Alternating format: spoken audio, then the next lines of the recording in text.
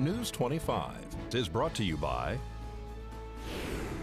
Bees Embroidery and Garment Printing, specializing in custom and personalized decoration of gifts, garments, and more. Call 775-727-9444. News is also brought to you by J.K. Nelson Law. Call 727-9900 today for your free consultation. If you need a lawyer, you need Nelson.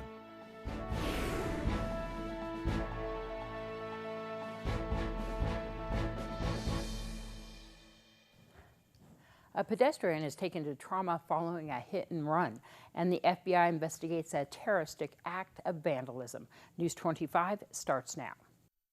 This is News 25 with Deanna O'Donnell.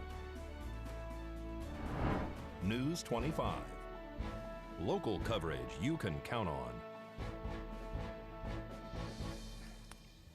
A pedestrian is struck by a car that flees the scene. It's Wednesday, May 6th. I'm Deanna O'Donnell.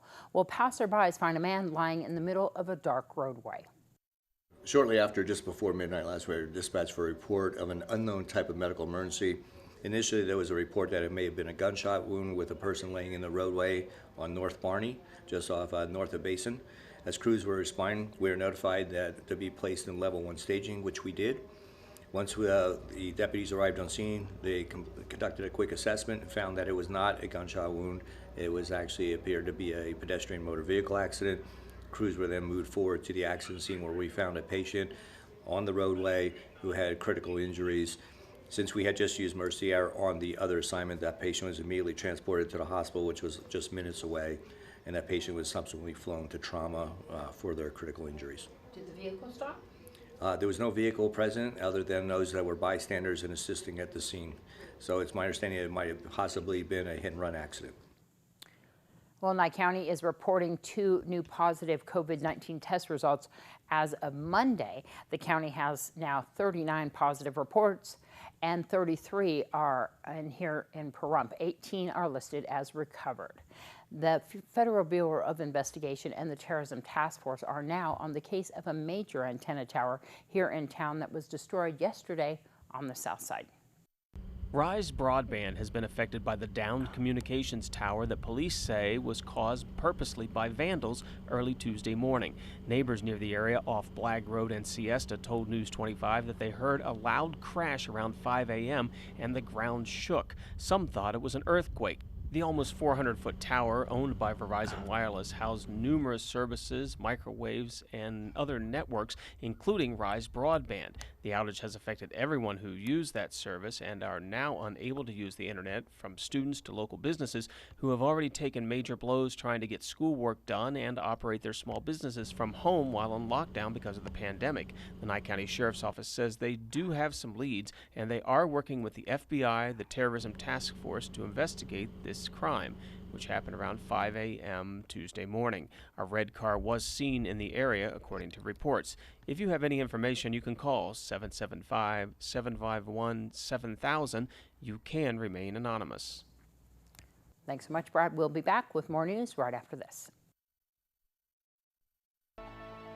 News 25 is brought to you by Star Nursery, your garden's partner for every bloomin' thing. Well, welcome back. U.S. automakers are getting ready to restart the assembly lines. The trade gap continues to widen, and consumer debt hits an all-time record of more than $14 trillion. Angela Miles joins us now with more. Topping our news, the big 3 automakers are ramping up to reopen May 18th. In Michigan, the shelter-at-home order ends May 15th. Automakers shut down production back in March as COVID-19 quickly spread across the U.S. UAW President Rory Gamble is advising the companies to implement guidelines to keep workers safe. Taking a look at the economy, the trade gap is growing as COVID-19 continues to hurt businesses. The gap between what the U.S. sells and what it buys from countries countries overseas surged 11.6%. The non-manufacturing index dropped to 41.8 in April, and consumer debt on loans and mortgages rose to $14.3 trillion for the first 3 months of the year. That is $1.6 trillion higher than the record that was set during the financial crisis. Credit card debt, however, fell $34 billion. Thanks, Angela. Well, due to term limits, Lorenda Wickman will not be able to pursue another term as Nye County Commissioner for District 1, but there are plenty of other candidates ready to take her place, 6 to be exact, and one of them is Bruce Jabbour. Jabbour, who lives in Tonopah, says he wants to bridge the gap between the northern and southern areas of Nye County. Well, my background is hospitality gaming.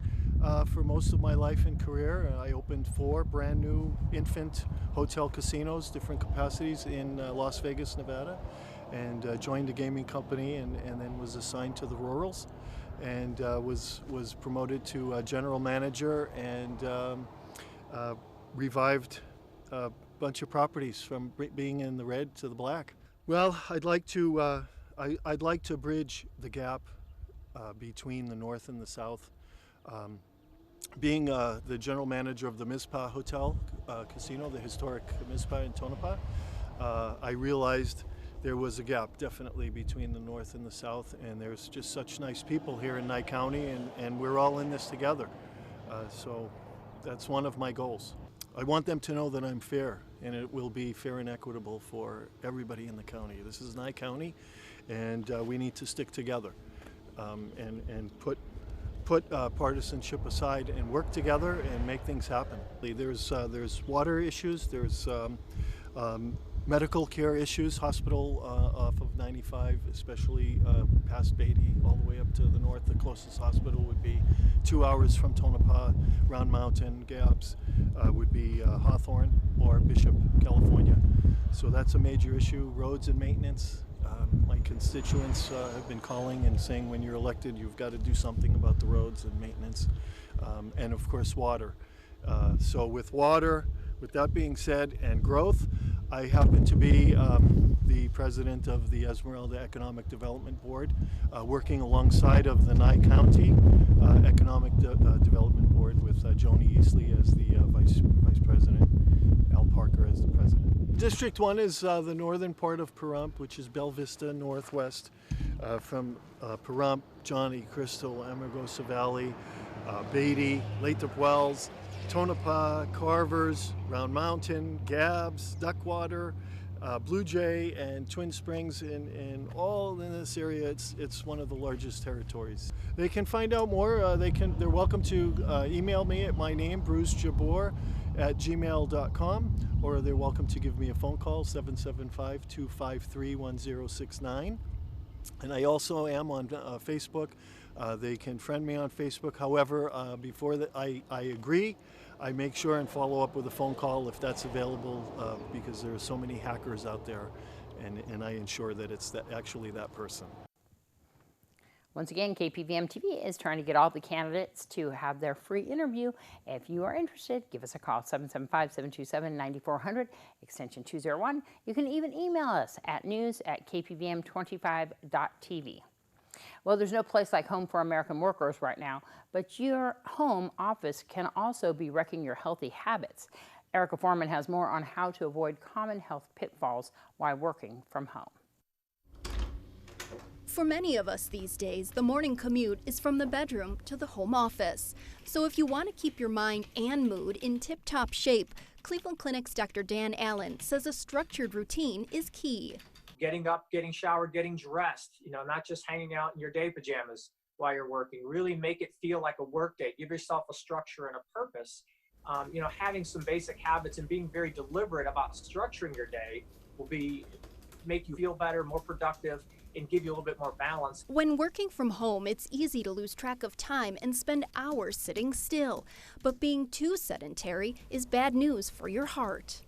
I would definitely recommend people be more deliberate about their movements when they're working from home. You need to have a timer or a system in place to get up and move. The more your blood pumps, the better you'll think, and the more energy you'll have, and the better will be your focus and your productivity. And don't forget about your mental health. Too much time perusing COVID-19 news can take its toll.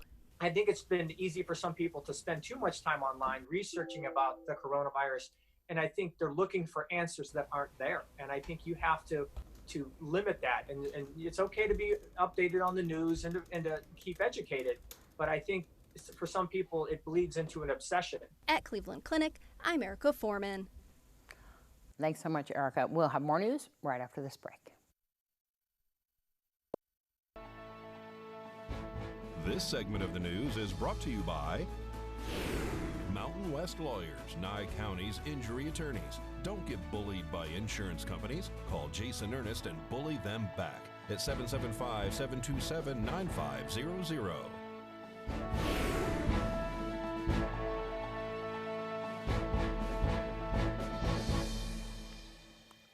Well, the Salvation Army Food Pantry is serving a growing number of people, many who are struggling in the midst of the coronavirus shutdown. The food pantry is open every Tuesday and Thursday from 8:30 a.m. until 2 p.m., just like they've always been. And John Watt says that won't change. Well, one of the things we're doing is we're making sure we don't change our hours. The hours we've had all year and we'll have after the COVID virus are the hours that we have now. That allows people to get here, come in, do what needs to be done without worrying, okay, I know they're changing hours, when is it?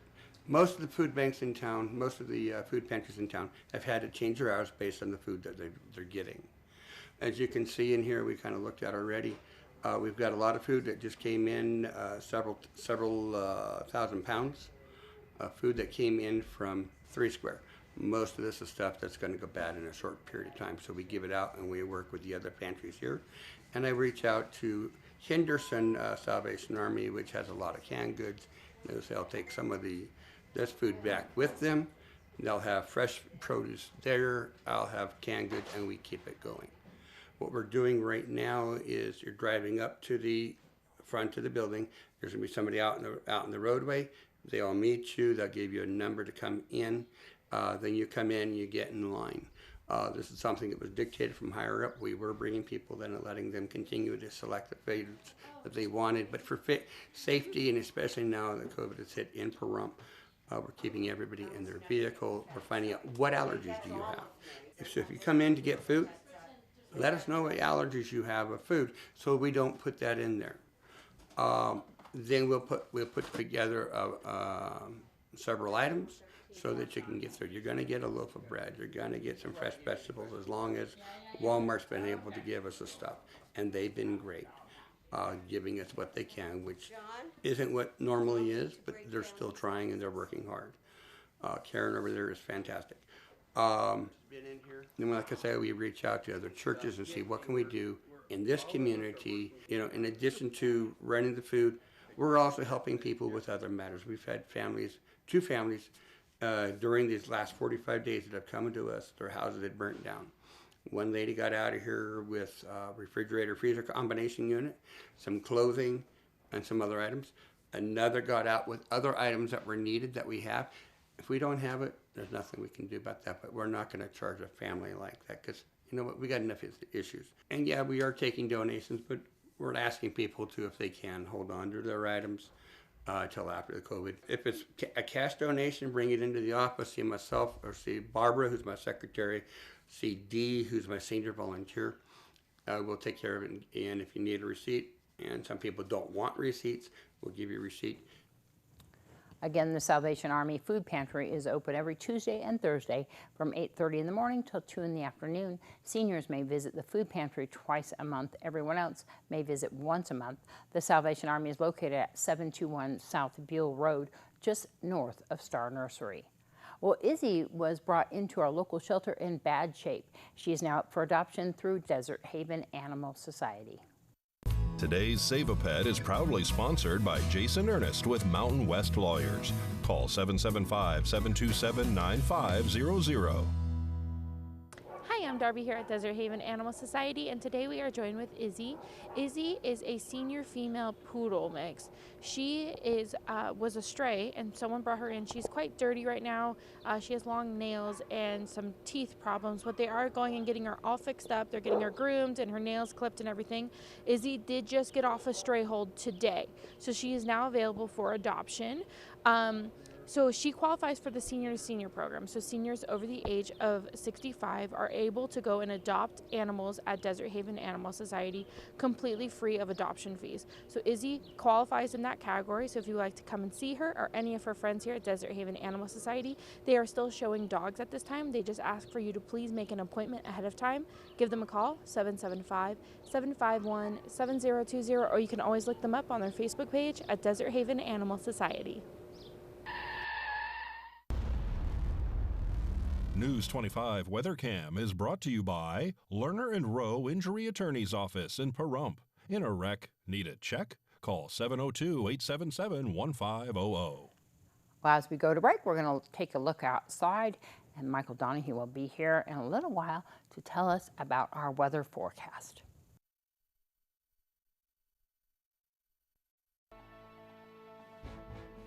News 25 Weather is brought to you by Dairy Council of Nevada.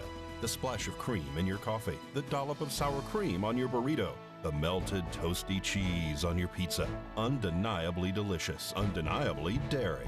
Enjoy what's real.